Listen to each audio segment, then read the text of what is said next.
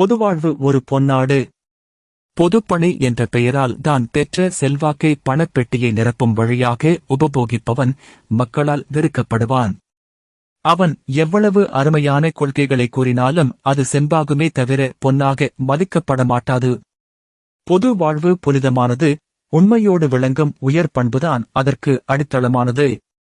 ஆனால் அரசியல் இயக்கம் பொதுப்பணி உணர்வோடு கூடிய கூட்டமாக அமையாவிடில் பதவியை பெறும் வாயில் என்றும் உடைமையாளன் தன் உடைமையை காக்கும் பீடம் என்று கருதும் மனப்போக்கு உருவாகிவிடும்.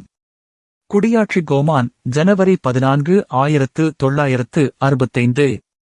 வெற்றி, எப்படியும் வெற்றி, எதை செய்தாகிலும் வெற்றி என்று மட்டும் கருதுபவர்கள் எதிர்த்து நிற்பதை விட இணைந்து பலன் பெறலாம் என்கின்றனர். அதிலே அவர்கள் வெற்றியும் காண்கின்றனர்.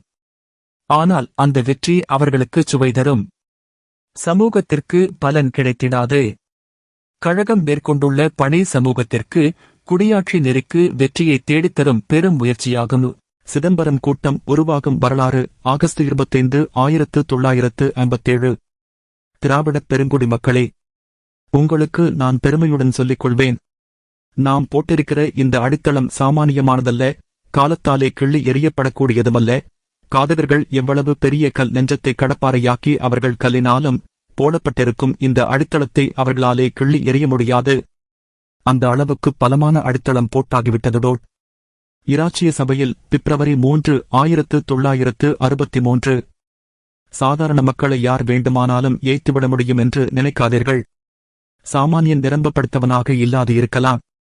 ஆனால் வளமான பொது அறிவு பெற்றிருக்கிறான். வெண்ணெய் எது சுண்ணாம்பு எது என்று வித்தியாசம் கண்டறிய அவனுக்கு தெரியும். திருமுகம், ஜனவரி 14, 1955. நாம் மிகச் சாமானியர்கள். நாம் சாதித்துள்ளவைகளோ மிகப் பெரியவை. நாம் சாதித்தாக வேண்டியவற்றுடன் ஒப்பிடும்போது இவை கடுகளவு. நாம் சாமானியர்களானாலும் சாதிக்க வேண்டியவற்றை சாதித்தே தீருவோம். நாம் சாமானியர்களானாலும் என்பது கூட தவறு. நாம் சாமானியர்கள், எனவேதான் நாம் சாதிக்க வேண்டியதை சாதிக்கப் போகிறோம். நாம் சாமானியர்கள், எனவேதான் சாமானியர்களின் பிரச்சனையை கவனிக்கிறோம். கடிதம், ஆகஸ்ட் 19, 1956. தம்பி, திடுக்கிட வைப்பது, நாவினால் சுடுவது பிரச்சாரத்தில் ஒரு வகை. வாதிடுவது, வழிக்கு கொண்டு வருவது, வாஞ்சனையை பெறுவது பிரச்சார முறையில் மற்றொரு வகை. தம்பி, நமக்கு இந்த இரண்டாவது முறையே போதும். வீரர் வேண்டும். செப்டம்பர் 10, 1944. அரசியல் மூலம் நாம் வேண்டுவது சில்லறை பதவிகளையல்ல, சிங்கார வாழ்வையல்ல, நமது இனத்தின் விடுதலையை நாம் விரும்புகிறோம். அதற்கே அரசியலை நாம் துணை கொள்ளுகிறோம். அதன் பொருட்டே அரசியலில் பணியாற்றுகிறோம். முதல் பந்தி, ஆகஸ்ட் 20, 1961. விடுதலை இயக்கம் தடையால் படையால் அழுவதில்லை. விடுதலை இயக்கம் அழிந்துவிட்டது, அழித்துவிட்டோம் என்று எண்ணி எதேச்சாதிகாரிகள் இக்காலமிடலாம். ஆனால் அது புதைகுழியை பிளந்து கொண்டு மீண்டும் மீண்டும் எழும். மொழி. நமக்கு கிடைத்திருக்கின்ற தாய்மொழி பிற மொழிகளுடன் ஒப்பிட்டுப் பார்க்கின்ற நேரத்தில் பிற மொழியாளர்களெல்லாம் பார்த்து, இவ்வளவு எழிலுள்ள மொழியா உங்களுடையது? இவ்வளவு ஏற்றம் படைத்த இலக்கியமா உங்களிடத்தில் உள்ளது? இவ்வளவு சிறந்த இலக்கணத்தையா நீங்கள் பெற்றிருக்கிறீர்கள்? 2000 ஆண்டு காலமாகவா இந்த மொழி சிதையாமல் சீர்குலையாமல் இருந்து வருகிறது என்று ஆவலுடன் சிலரும், ஆயாசத்துடன் பலரும், பொறாமையோடு சிலரும், உச்சரிப்பாலே பலரும், கேட்கத்தக்க நல்ல நிலையில் தமிழ் மொழிக்காக போராடுவதற்காக தமிழர் மன்றத்திலே தமிழன் பேசவில்லை. ஆனால் தமிழ் மொழி இருக்கின்ற நேரத்திலே பிற மொழியை நுழைக்கின்ற பேதைமை, தமிழ் மொழி இருக்கின்ற நேரத்திலே பிற மொழியை ஆதிக்க மொழியாக்குகின்ற அக்கிரமம், இவைகளைக் கண்டித்து அந்த அக்கிரமத்தை நீக்குவதற்கு வழி என்ன என்று உங்களை கேட்க இந்த மாநாடு கூட்டப்பட்டிருக்கிறது. அறிஞர் அண்ணா, இந்தி எதிர்ப்பு மாநாடு, திருவண்ணாமலை, 1957. ஜனநாயகம். பணத்தால் இயங்க வேண்டிய நிலையிலுள்ள அரசியல் இயக்கம் பணக்காரர்களின் இயக்கமாகிவிடும். அங்கே தியாகமும் தொண்டுணர்வும் பின்னுக்குத் தள்ளப்படும். சுழல் சொல்லர்களும் தன்னலங்களும் தலைமையேற்றி விடுவர். மக்களால் தேர்ந்தெடுக்கப்பட்டவர்கள் தங்களுக்கு தாங்களே நம்பிக்கை உள்ளவர்களாக நடந்து கொண்டால் மட்டும் போதாது. தேர்ந்தெடுத்த மக்களுக்கும் நம்பிக்கை உள்ளவர்களாக நடந்து கொள்ள வேண்டும். அறிஞர் அண்ணா பொழிவு, வானொலி, ஜனநாயகம், மே 4, 1962. உழைப்பு. உழைப்பு இந்த நாட்டில் மட்டுமே மிக மிக அலட்சியமாக கருதப்படுகிறது. உழைப்பு மட்டுமா? உயிரும் அப்படியே. ஏதோ மனிதன் பிறந்தான், மாயப் பிரபஞ்சத்தில் சின்னாள் இருப்பான், பிறகு மறு உலகம் சென்று மகேஸ்வரனோடு கலந்து மலரும் மனம் போல் இருப்பான் எனக் கருதப்படும் நாடன்றோ இது.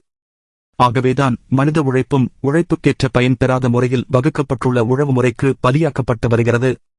எத்தனை சேதம்! எவ்வளவு அமோகமான உழைப்பு வீணாகிறது! எத்தனை ஆயிரக்கணக்கானவர்கள் எலும்பு நொறுங்க வேலை செய்து வாழ்க்கையை நடத்துகின்றனர். அவ்வாழ்க்கையிலும் எவரும் நடைப்பணங்களாக அல்லவோ உள்ளனர். உழவு பயனற்றதா? அல்ல, உழவு நம் நாட்டவருக்கு பசி போக பண்டந்தரவல்லதென்றோ. செல்வம் கொழித்து நம் நாட்டவர் சீருடன் வாழவும், தேயிலைத் தோட்டம் சென்று தேம்பியழவும் தமிழர் யாவரும் தமிழகத்திலேயே தன் மதிப்போடு வாழவும் முடியும் எப்போது? உழவு வெறும் உழைப்பாக மட்டுமன்றி உழவுத் தொழிலாக விஞ்ஞான முறையை துணை கொண்டு நடத்தப்படின். அறிஞர் அண்ணா, கிராம சேவை, டிசம்பர் 10, 1944. மாணவர்கள், எத்தகைய கருத்துக்கும் நீங்கள் மனதில் இடம் தருவதோடு மட்டும் நின்றுவிடக்கூடாது. மாணவ மணிகள் ஆகிய உங்களுக்கு ஆராயும் அறிவு வேண்டும். நீங்கள் அனைவரும் புத்துலகச் சிற்பிகளாக வேண்டும். உங்களிடம் தீரமும் திறமும் இருந்தால் மட்டும் போதாது. இத்துடன் அறிவு, ஆராய்ச்சிகளும் தேவை. இதற்கான பண்பும் பயிற்சியும் மிக மிக தேவை. அறிவு தெளிவோடு ஆராய்ந்து இது சரி, இது தவறு என்று முடிவு கட்டும் மனப்பான்மை உங்களுக்கு வேண்டும். இதோடு திட்டவட்டமான கொள்கைகளும் பெருநோக்கும் உங்களுக்கு இருக்க வேண்டும். பகுத்தறிவு. அகநானூறு, புறநானூறுகளில் எந்த தமிழ்நாட்டு மன்னனாவது போருக்கு கிளம்பும் போது படை கிளம்பும் முன் யாகம் செய்தான் என்றோ, பரமசிவத்திடம் பாசுபதம் பெற்றான் என்றோ எங்கேயாவது பாடலுண்ட? அல்லது படைகிளம்பி எதிரிகளுடன் போரிடும பொழுதாவது வருணாஸ்திரம், அக்னியாஸ்திரம் ஆகிய அஸ்திரங்களில் எந்த அஸ்திரமாவது எதிரியை வீழ்த்திய போது உதவியாக எங்காவது பாடல் இருப்பதாகச் சொல்ல முடியுமா? அறிஞர் அண்ணா, பொழிவு, நிலையும் நினைப்பும், செப்டம்பர் 23, 1947. இந்தியா. ஒன்றுபட்ட இந்தியா வேண்டுமென்றால் 14 தேசிய மொழிகளும் ஆட்சி மொழிகளாகும் வரை மொழி பிரச்சினையில் ஒரு திருப்திகரமான நிரந்தரமான முடிவு ஏற்படப் போவதில்லை. பன்மொழிகளை ஆட்சி மொழிகளாக்குவது இந்தியர்களை ஒன்றுபட்டவராக கலந்து கொள்ள நாம் தரும் விலை என்று கொள்ள வேண்டும். இந்தியின் மூலம் ஒற்றுமையை குலைத்த இந்தியாவைத்தான் பெற முடியும். ஒற்றுமையான இந்தியர் என்று இருக்க வேண்டும் என்றால் ஒரு வட்டாரம் மற்றொரு வட்டாரத்தை அடக்குகிறது என்று எவரும் கருதும் வகையில் எத்தகைய நிலையிலும் இருக்கக்கூடாது. அறிஞர் அண்ணா, பொதுவாழ்வும் புகழுரையும். பொது வாழ்வில் உள்ள இந்த வெளிச்சம் மயக்கமூட்டும் ஒளி.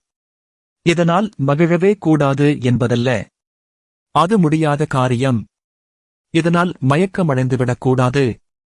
அந்த மயக்கம் வராமலிருக்கத்தான் புகழுரை கேட்கும்போது தூற்றுபவர் உள்ளனர் என்பதை மறவாமலிருக்க வேண்டும்.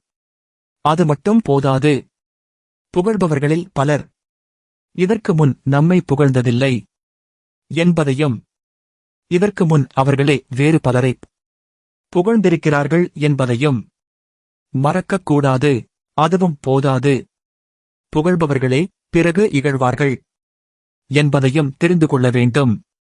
அப்போதுதான் மனமயக்கம் ஏற்படாது. அறிஞர் அண்ணா, கட்டுரை, லேபிள் வேண்டாம், மார்ச் 30, 1947. போட்டியும் பொறாமையும் பொய் சிரிப்பும் நிறைந்த இவ்வுலகில் நமது பாதையில் நாம் நேராக நடந்து செல்ல நமக்கு துணையாக இருப்பது கல்வி மட்டுமே. பகுத்தறிவை பயன்படுத்துவதில்லை என்றும் முடிவு செய்த பிறகு மனிதனிடம் வாதிடுவது செத்துப்போன மனிதனுக்கு மருந்து ஊட்டுவதற்கு நிகராகும். எதிரிகள் தாக்கி தாக்கி தங்கள் வலுவை இழக்கட்டும். நீங்கள் தாங்கித் தாங்கி வலுவை பெற்றுக் கொள்ளுங்கள். சட்டம் ஒரு இருட்டறை, அதில் வக்கீலின் வாதம் ஒரு விளக்கு. அந்த பிரகாசமான விளக்கு ஏழைகளுக்கு கிடைப்பதில்லை. அழகு ஒரு ஆபத்தான ஆயுதம், அதனால் ஆளப்படுபவர்கள் ஆண்கள், ஆள்பவர்கள் பெண்கள். அஞ்சா நெஞ்சம் படைத்த லட்சியவாதிகள் நாட்டிற்கு கிடைக்கக்கூடிய ஒப்பற்ற செல்வங்கள். ஏனெனில் பணம் வெறும் இரும்பு பெட்டியில்தான் தூங்கும். ஆனால் இந்தச் செல்வங்களோ மக்களின் இதயப் பெட்டிகள் தோறும் நடமாடுவார்கள். விதியை நம்பி மதியை பறிகொடுத்து பகுத்தறிவற்ற மனிதர்களாக வாழ்வது மிக மிக கேடு. புகழை நாம் தேடி சொல்லக்கூடாது, அதுதான் நம்மை தேடி வரவேண்டும். ஜாதிகள் இருந்தே ஆகஸ்ட் வேண்டும் என்று எண்ணுபவர்கள் எவ்வழி உலகம் செல்கிறது என்பதை அறியாத ஏமாளிகள். பொது வாழ்வு புனிதமானது, உண்மையோடு விளங்கும் உயர் பண்புதான் அதற்கு அடித்தளமானது. சாதாரண மக்களை யார் வேண்டுமானாலும் ஏய்த்துவிட முடியும் என்று நினைக்காதீர்கள். ஒரு சாமானியன் படிப்பறிவு இல்லாது இருக்கலாம், ஆனால் வளமான பொது அறிவு பெற்று இருக்கிறான். எது வெண்ணெய் எது சுண்ணாம்பு என்று வித்தியாசம் கண்டறிய அவனுக்கு தெரியும். சீமான்களில் சிலருக்கு கூட சிற்சில சமயங்களில் ஏழையின் கண்ணீரை துடைக்க வேண்டும் என்கிற ஆசை வருவதுண்டு. ஆனால் அந்த ஆசை நிறைவேறுவதில்லை. காரணம், பிரபுக்களின் பட்டு துணிகளுக்கு ஏழையின் கண்ணீரை துடைக்கும் ஆற்றல் கிடையாது. அறிவு பண்ணைக்கு பணியாற்ற முன் வருபவர்களை நாடு வரவேற்பதில்லை. நையாண்டி செய்கிறது. மதிப்பளிப்பதில்லை. தொல்லை தருகிறது. எனினும் அந்த ஒரு சிலரால்தான் நாடு முன்னேறுகிறது. பகலோனை கண்டதும் மலர்ந்திடும் பங்கஜத்தை தாமரை பட்டத்தரசனும் கூட சட்டமிட்டு தடுத்துவிட முடியாது. இதுபோலத்தான் உண்மை காதல் என்னும் உத்தம உணர்ச்சியை 1000 பேர் முயன்றாலும் ஒரு நாளும் அழித்துவிட முடியாது. வைரம் ஜொலிக்க வேண்டுமானால் சாணை பிடிக்கத்தான் வேண்டும். தங்கம் பிரகாசிக்க வேண்டுமானால் தணலில் காய்ச்சத்தான் வேண்டும். ஆம், அதைப்போல் நல்வாழ்வு பெற வேண்டுமானால் நாம் பகுத்தறிவு பாதையில் செல்லத்தான் வேண்டும். பல திறம்பட்ட கருத்துக்கள் உலவி ஒன்றோடொன்று போரிடும் தன்மை படைத்ததோர் போர்க்களம்தான் பேச்சு மேடை. அந்தக் களத்திலே பரிசும் உண்டு, பகையும் உண்டு. கட்டுப்பாடும் ஒழுங்கும் கட்டாயம் நமக்கு தேவை. இவை சாதாரணமானவைதான். ஆனால் இம்மாதிரி சாதாரண விஷயங்களைக் கொண்டுதான் ஒரு சமூகத்தை எடை போட முடியும். நமக்கென்ன என்று கூறும் சுயநலமிகளும், நம்மால் ஆகுமா என்று பேசும் தொடை நடுங்கிகளும், ஏன் வீண் வம்பு என்று சொல்லும் கோழைகளுமல்ல நாட்டுக்குத் தேவை. வீரர்கள் தேவை. உறுதிப்படைத்த உள்ளங்கள் தேவை. நடந்தவை நடந்தவையாக இருக்கட்டும், இனி நடப்பவை நல்லவையாக இருக்கட்டும். பிறருக்கு தேவைப்படும் போது நல்லவர்களாக தெரியும் நாம்தான் அவர்களது தேவைகள் முடிந்தவுடன் கெட்டவர்களாகி விடுகின்றோம். எதையும் தாங்கும் இதயம் வேண்டும். மறப்போம், மன்னிப்போம். கத்தியை தீட்டாதே, புத்தியை தீட்டு. எங்கிருந்தாலும் வாழ்க்க.